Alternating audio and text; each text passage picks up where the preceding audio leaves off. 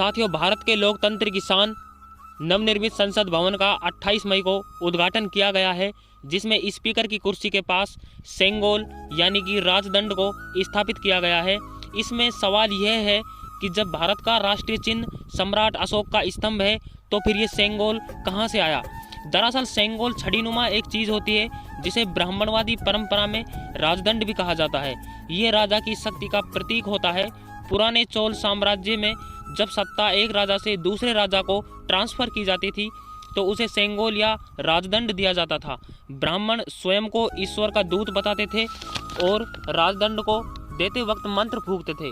ब्राह्मण बताते हैं कि राजदंड ईश्वर से राजा को मिली गई शक्ति का प्रतीक है।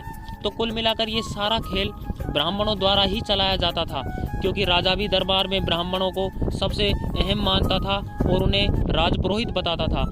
लेकिन अब ना तो राजाओं का राज है और ना ही जन्म के आधार पर खुद को ऊंचा बताने वाले ब्राह्मणों का पेशवा राज चल रहा है। अब तो बाबा साहेब डॉक्टर भीमराव अंबेडकर के संविधान का समय है, जिसमें ना ही कोई राजा है और ना ही कोई राजपुरोहित। हर नागरिक को समान अधिकार प्राप्त हैं।